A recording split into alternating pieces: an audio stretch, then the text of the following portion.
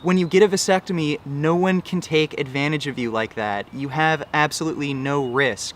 And you can even go to a bar, get blackout fucking drunk, fuck a bunch of girls, and you'll never get them pregnant. You can't make any accidents, any mistakes. No one can take advantage of you. And what I really wanted to, bring across was you really shouldn't trust anyone. You don't know what people have planned for you. And when you get a vasectomy, you have 100% complete control of your reproduction. And in one of his videos, Dune Rider also talks about vasectomies and how they're becoming more of a thing, especially among guys in the vegan community, which is really good because, to be honest, I don't think anyone should be having sex unless the guy has had a vasectomy. And Harley also talks about how there's so much pressure on girls to take care of everything, like, oh, you can take the morning after pill, I don't want to wear a condom, you can take the pill, you can take that toxic pill and put it in your body and, we'll be fine. And it's like, no, why don't you just get a vasectomy? Everyone should be doing that anyways. So yeah, having sex when the guy hasn't had a vasectomy, I think is kind of a separate issue, but I just think it's selfish and irresponsible, and I don't think I would ever do it. And you don't have that level of testicular release, in my opinion, until you've had a vasectomy, and you can just bust your nuts balls deep into your lady and not have to worry about getting her knocked up. You don't have to worry about her being on some toxic hormone pill or injection or IUD or whatever. You don't have to worry about the condom breaking and getting preggo. You don't have to worry about all the other fucking contraceptive methods that, like the temperature and all this timing shit and fucking rhythm method. And now I'll call it the fucking fuck method. So what we use is condoms and natural birth control. This is the Daisy. This is what we use for natural, non-hormonal birth control. And the Daisy basically is an ovulation tracker. So it tells you which days of the month you're fertile and which days of the month you're not. So my current birth control method is called the Daisy, this little device, and it is a natural family planning method or a fertility awareness method. The app uses a fertility awareness method of contraception, which is also sometimes called the rhythm method, using signs from your body like your temperature to predict when you're fertile and when you're not fertile during your cycle. This method of birth control that I'm sharing with you today is for preventing pregnancy, not for preventing STDs. I use this method knowing that I have one sex partner who does not have STDs. Hey guys, I realize this is a gross and somewhat embarrassing topic, but preventing pregnancy is something virtually every person on the planet has to think about and take responsibility for. When you have sex, there is always some chance of accidental pregnancy, but the chance varies with each method of family planning and how knowledgeable and accurate you are with your chosen method. I am not a doctor, and these are medical decisions that should ultimately be discussed with a doctor. I've provided links to the sources of information that I mentioned in this video. Now that I've gotten that disclaimer out of the way, you may ask, why am I making such a video? Can't I get back to making videos about ancient Greek literature? Can't I get back to making a video about Thucydides? The other day, my boyfriend was looking at James Aspie's YouTube channel called James and Carly. He told me about a video James Aspie's girlfriend, Carly, recorded where she discusses their method of birth control as a couple, namely the fertility awareness method. I had learned back in high school that using natural family planning as a birth control method was basically signing up to get pregnant, and we were both a bit stunned to hear that there was a well-known vegan who was advising young women to use this risky method of preventing pregnancy. The next day, I watched the video myself, and I was surprised to hear and learn about a method I had actually never heard of before. This is a method that relies on a medical device called the Daisy, which contains a thermometer and a computer. This computer uses an algorithm which uses the temperature data to allegedly tell you when you are fertile and when you are not. You can then sync the device with your iPhone and see the data in the Daisy View app. I was haunted by this video because of the claims that Carly offhandedly makes. Because I didn't know this, and I'm so surprised that this isn't common knowledge, but you can actually only conceive one day of the month. On the day that you ovulate, the egg only survives for 24 hours. Plus, there's about a 5 or 6 day window before the day you ovulate where sperm can survive in your vagina, and then you can conceive on the day that you ovulate, even if you had sex days before that. It will never give you a green day unless it's 99.4% sure that you are not fertile that day. So that's actually even more safe than the birth control pill in terms of preventing pregnancy. So that's actually even more safe than the birth control pill in terms of preventing pregnancy. and that 99.4% statistic is backed by 2 clinical trials that are in peer-reviewed medical journals, as well as 30 years of research. This is over 99% effective. It's 99%. And what's condoms? 97. It's 99.3% effective, which is just as effective as the birth control pill and an IUD. She says that it's based on the fact that you can only get pregnant one day of the month, and that seemed misleading and dangerous to be telling women. She says that it is as effective as the birth control pill, that this device will only tell you when you are infertile if it is 99.4% sure that you are infertile. I found many other female vegan YouTubers espousing this method and even sponsored by this method. So I wanted to look into this exhaustively and share what I have learned, what I have looked into in this video. Proponents of the fertility awareness method tend to rely on a book as their gospel. It's called Taking Charge of Your Fertility. The book advises women to use the symptom-thermal method, which relies on tracking and charting not only your basal body temperature, but also the cervical fluid and cervical position. Using this data, they can then determine when they ovulate, and therefore they then know when they are potentially fertile. A huge part of this fertility awareness method is encouraging women to connect with their own bodies, and that in doing so, they will feel more powerful and confident in their femininity. I can definitely sense a spiritual element to the rhetoric, that women will be empowered by learning to track when their ovaries release an egg. You get to know your cycle, you get to know your body. It's so fucking cool. And it just feels really empowering, and it feels really great to just know more about something you experience every single month. And by tracking these things, it really allows you to become empowered. Like, I feel empowered knowing what is going on inside of my body. I think this rhetoric can be quite intoxicating. It carries with it a premise that will attract many women to this method. I could see from the comment section on these videos that there were many women who were enthused to hear about this method. I think this is a totally natural human response, and I can definitely sympathize with Carly. When I went vegan, I started being more conscious in terms of everything I was putting into my body and really questioning the concept of the birth control pill and the way that it worked, and if I really wanted it to be something that was in my life. And I thought about the fact that it was essentially putting artificial hormones into your body every single day, and I didn't like the sound of that, so I started to look for alternatives. When I went vegan, I also became hyper aware of anything that I was putting into my body and onto my body. I've been on the Yaz birth control pill since I was 14 years old. I had acne, and my dermatologist was going to put me on Accutane. Accutane causes severe birth defects in babies, so even though I was definitely not sexually active at the time, I was prescribed the birth control pill. The pill cleared up my skin enough so that I didn't have to start Accutane, and I just stayed on the birth control pill because it seemed to work for me in terms of clearing up my skin, and then it became my method of birth control once I became sexually active. I became vegan when I was 22 years old, and like Carly, not too long after, I began to question what I was putting into my body, and I knew I was approaching 10 years of being on the hormonal birth control, and I thought to myself, 10 years is a long time to be on a medication that changes your hormones, so I looked into other options. I really, really did not want to get pregnant, so I was looking up, the most reliable, most successful forms of contraception. And I decided I really wanted to try the copper IUD. I knew it would provide me with extremely reliable contraception for up to 10 years without the use of any hormones. I had read that the insertion would be very painful, but I actually felt no pain during it, and immediately afterwards I was really excited to see what my menstrual cycles would be like without having any hormonal contraceptives involved. But afterwards, it just went downhill really fast. I felt cramping I'd never felt before in my life. I actually had no memory of experiencing menstrual cramps before it, but the IUD gave me such horrible cramping, the kind of pain that just radiates into your back. I bled for over a month and then demanded that my doctor remove the IUD.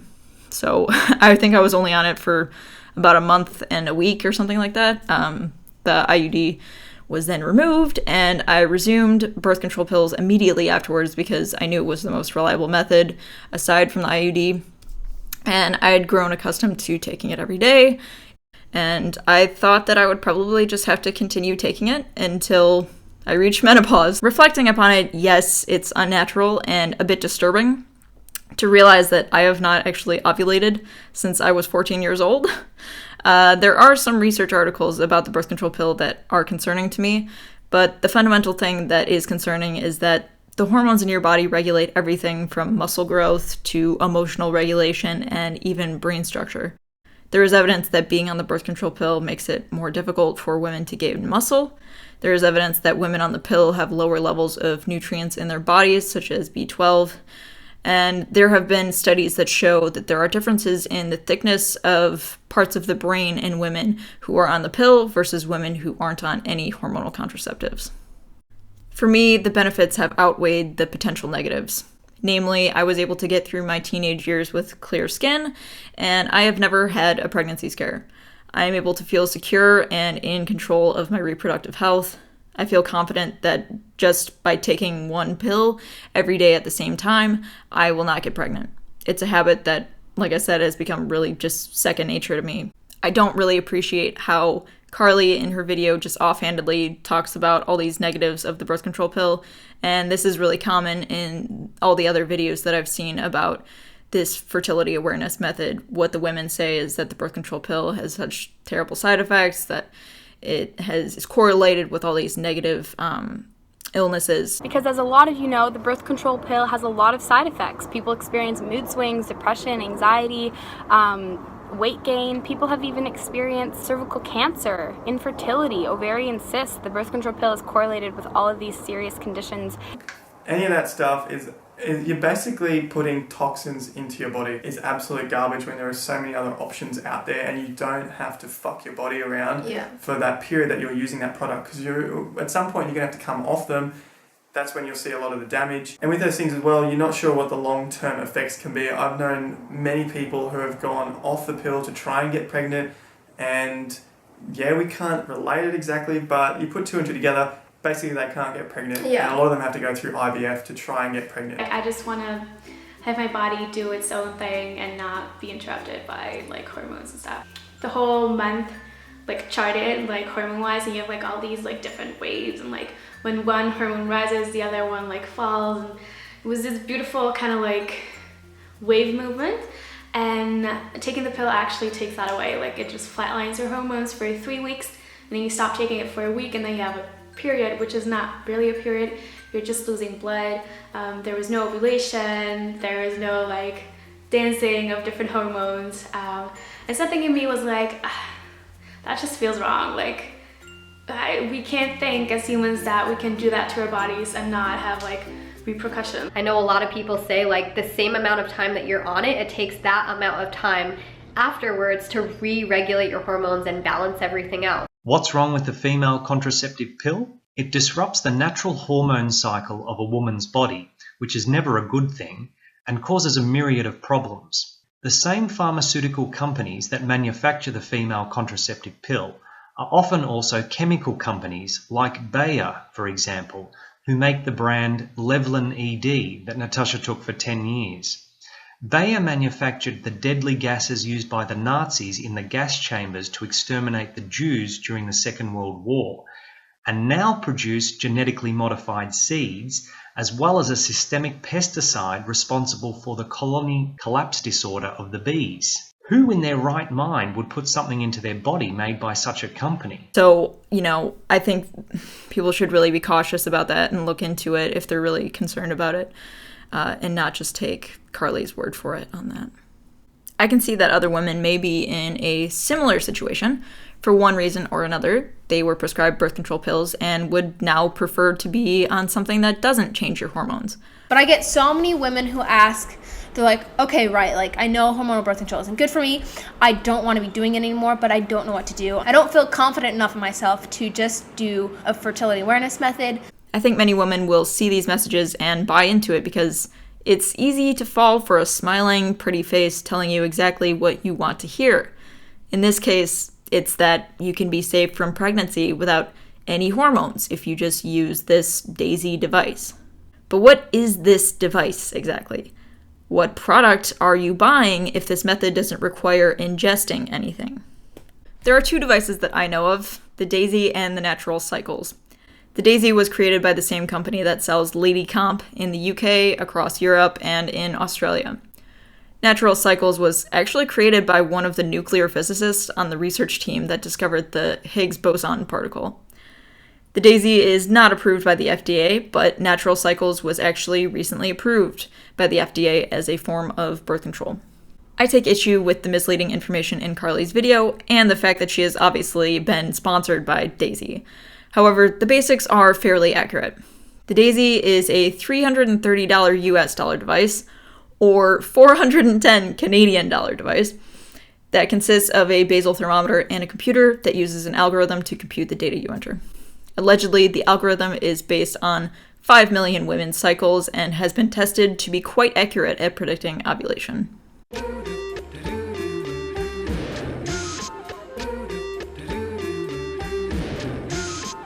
Natural Cycles is an annual subscription of $89.99, which comes with a basal thermometer, or you can buy your own basal thermometer and just use the app for a monthly charge of $11.99. Instagrammers, social media influencers, YouTubers, and so on have endorsed their product. You use the app along with a 2-decimal thermometer, much like this one here. Ta-da! Their advertising is well designed and visually appealing, and it's tailored to women who are into a more natural lifestyle. Now, the truth is, you don't have to use any of these devices to use the symptom-thermal method. The book, Taking Charge of Your Fertility, teaches you precisely how to use this method, and it advises women to be extremely cautious about it. The author recognizes that this method is prone to use failure, in that humans can become lazy and that this method can become less effective. Something that concerns me about all this is the wild variation between the statistics. There is a difference between the statistics for the actual technology, the medical device, the algorithm, and so on, and there are also statistics for the method itself without the use of any app, with just tracking with pen and paper. There is also the issue that on the CDC and World Health Organization information, there isn't a separate category for the symptom-thermal method by itself. There are quite a few fertility awareness-based methods that are all grouped into one category. The symptom-thermal method is not the same thing as the rhythm method, which is nowhere close to as reliable as the symptom-thermal method. So that is a bit misleading and worrisome. So how about the statistics for the method itself? This, to me, was the most fascinating, shocking, and interesting thing to me. Studies have shown that the symptom-thermal method actually has a perfect use rate of 99.6% effectiveness. I found this really hard to believe, but there is legitimate medical research about this that confirms this rate.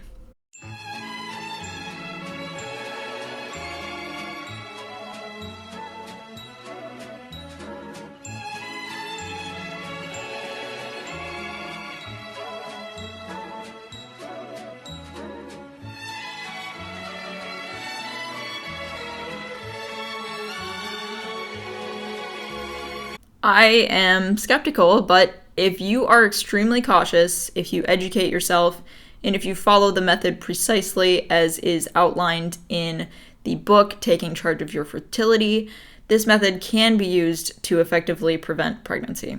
However, I am not convinced that this is a method that should be widely used because I think human beings are unreliable and prone to failure and prone to taking risks. The symptom-thermal method is based on the biological reality that a woman can only fall pregnant if an egg comes into contact with sperm during the 24 hours it is viable. If a woman releases 2 or more eggs during ovulation, then the length of time increases to 48 hours. However, sperm can live in a woman's body for up to 5 days. Therefore, there should be at least 7 days that the woman should either abstain from sex entirely or use another contraceptive method, such as a condom. To be even more cautious, as a buffer, the number of days that are considered fertile could be up to 10 days. Perfect use for the symptom-thermal method requires tracking your temperature with a basal thermometer every morning before you get out of bed, tracking your cervical mucus, and tracking the position of your cervix. One obvious issue with this to me is that women's menstrual cycles are notoriously unreliable. This method is only advisable to women whose cycles are regular and between 21 to 35 days. Women's cycles can be impacted by stress, diet, illness, vaginal infections, alcohol and drug use, lack of sleep, and so on. What if you have some illness that causes a fever? What if you ovulate earlier than expected? What if you ovulate later than expected? It relies on getting 3 hours of continuous sleep and then measuring your basal temperature with a thermometer immediately upon waking. What if you have a sleepless night? What if you don't get 3 consecutive hours of sleep in one night? This method can work for the right person. This person would be in a stable, mature, monogamous relationship and have enough stability in their lives to be on top of the tracking. Now, the statistics for the devices. These devices also have legitimate research backing them up.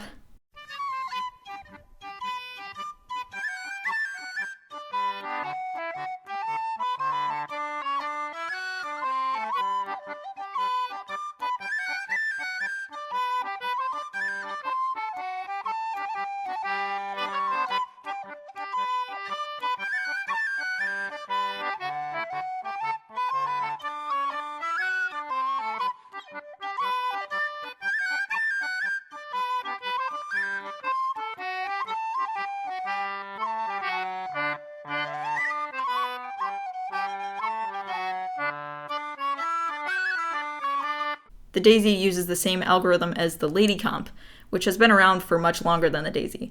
The company responsible for both products is Valley Electronics, which has been making these devices in Germany since 1986. Their devices are sold in 35 countries, and millions of women have used them worldwide. Lady Comp has had a decent amount of research behind it, but the Daisy specifically doesn't have as much research done on it. I found a research article that claimed that there was a fundamental flaw to their 2018 clinical study, and that's concerning. There are women who have fallen pregnant while using these apps, of course. One woman spoke out and actually had a meeting with the creators of the Natural Cycles app. They said that the number of women who have fallen pregnant with this method is accounted for in the research because the typical use reliability is 93%. The manufacturers allege that the devices get to know your cycle, that the device is cautious at first, but once it gets familiar with your cycle, it will start giving you more green days, which means you can have unprotected sex. Fundamentally, these devices are using algorithms to try to make something inherently irregular and unpredictable, predictable and controlled. Part of taking charge of your fertility is taking away the notion that women's bodies are so mysterious that we can't predict what will happen. However, it's not a mystery, it's just true. Cycles are often unpredictable and irregular. Other obvious issues are just the amount of effort compared to other contraceptive methods, and the fact that for at least a week out of the month you have to either abstain or use another contraceptive method anyway, like a condom. I remain skeptical about the medical devices and the algorithms involved, but it is ultimately up to the individual to choose for themselves what they trust and what they want to use. I really don't think it's a good idea for any social media influencer to be spreading the idea that this method is just as effective as a condom or the birth control pill.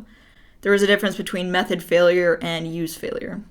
With perfect use, the birth control pill is 99.7% effective. With typical use, which accounts for human error, it is 91% effective. With perfect use, the condom is 98% effective. With typical use, which accounts for human error, it's 82% effective. With perfect use, the symptom-thermal method of fertility awareness method is 99.6% effective. With typical use, which accounts for human error, it's 76% effective. This rivals the pull-out method, which is 96% effective when used perfectly, but 78% effective with typical use. So ultimately, it is up to you to decide what method of pregnancy prevention you want to implement in your life. Talk to a doctor about it. Do the research for yourself. Links to research articles are in the description box below. So thanks a lot for checking out this video, guys. Stay safe. Stay healthy. All right, peace out. It's been a little bit of a process trusting the Daisy, and I was actually gonna make this video last week, but my period hadn't come yet, and I was nervous about making the video because of it, and then my period did come. When I first heard about this method, I thought what probably a lot of other people think: I am going to get pregnant.